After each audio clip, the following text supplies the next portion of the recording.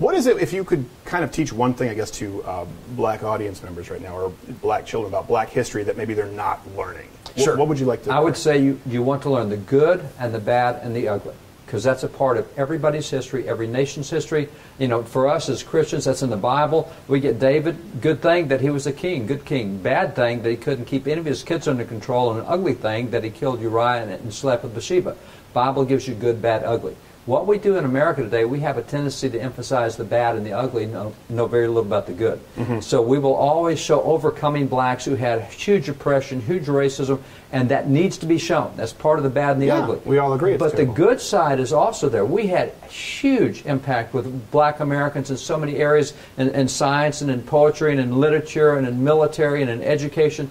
Great guys that we don't even talk about. And so we've got a skewed perspective, and what you should know is that you teach the good, bad, and ugly, and we do a great job of teaching the bad and ugly, do a very poor job teaching the good. And there's a lot of moments where there was a lot of unity in America, That's and right. so often we That's look right. at the segregation and the division and the frustration, and that's part of it, but there was a lot of really good moments that we just don't know. I was talking at a university, I gave a speech, afterwards I had a professor challenge me.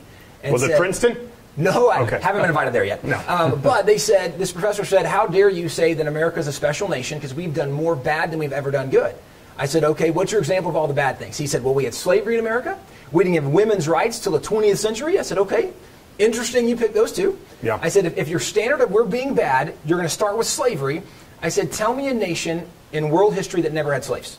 Right. Right? And he couldn't. I said, okay, tell me a people group that was never enslaved and never enslaved somebody else. And he couldn't. I said, right. Slavery is the history of humanity. It's not just American history. I said, but. That's not even history. It's the present for a lot of countries. Well, 40 million in slavery today. We have more right. people enslaved today than we had in 350 years of the slave trade. So this is still embraced in many nations, but, and that's a really good point, but what I told him is, can you name a nation where white people actually fought white people and then freed all the black people? Right. Right? Because I only know of one nation that had that kind of civil war, and it was America. And I said, so even if you're saying, like, if we agreed every nation is bad because every nation had slavery, I would still contend America's one of the best of the bad nations because we fought a war to end slavery at a time when slavery is still embraced in a lot of places. And I think a lot of people get that wrong, you know, being raised in Canada, or they think that the United States was late to the party in ending slavery. They say, well, look at England. People don't understand that there's a very different timeline between the United States and the British Empire, which had slavery long after the Civil War. Well, even if you said British Empire ended it first, we would be probably the second, although Mexico ended slavery before we did. When we ask the question, well, who ended slavery before America, that becomes important because people point to Wilberforce, and they point to England, although not all of the empire ended slavery when England did under Wilberforce. Which is kind of important when you think of how the empire was supported. Yes. Correct. That's something people miss. If you say, well, hold on a second, we don't have, well, hold on a second, what about the rest of the empire? Right. Well, we're a little Where bit did they get the fuzzy money in the from? rule book. I had somebody point out Mexico to me one time. Well, Mexico ended slavery before America did, and that's where understanding history becomes kind of interesting, because Mexico ended slavery, but they allowed indentured servitude, where you can indenture all your former slaves for 99 years and pay them like a peso. Yeah.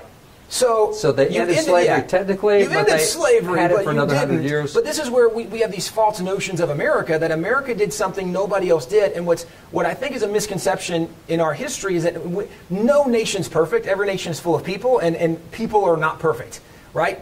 But what our nation's unique at is every time there were moments where we were doing terrible things, there was unique people standing up and being a voice saying, we've got to be different. And our nation corrected course sooner than almost any other nation in the history of these last several hundred years. And this is where our nation's unique. Not that we haven't had problems, but that we've changed and corrected those problems long before anybody else did. And I would point out one other thing that does not get pointed out well.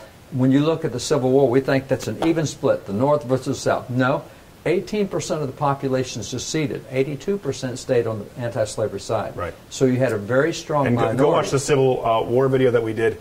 They all expressly wrote that it was because of slavery. That's why they wanted to leave the Union. Yeah, that's right. All 11 states. All 11 states that left. In their secession documents, they said, the reason we are leaving the Union is slavery. Yeah. That's all 11 states said that. And that's not to say that everybody that fought, as was already identified, not everybody that fought was in favor of that. In fact, there's records of some people in the South, and they said, well, we fought because these Union soldiers were in our land. Right. So that wasn't the idea of everybody, but all their leaders it was. But it would suggest that there was even a smaller minority of Americans who supported slavery. Once you start whittling it down, it's really pretty small. Only 9% of Americans owned slaves at the time of the Civil War. So you're talking a small amount, and we look at the 9% and we let that drive everything, and that's a bad 9%. Right. But that's not the 91%, and that's what people don't look at, and that's the balance you have to have in history. You teach the good and the bad and the ugly. Right. That's a very good way to look at it.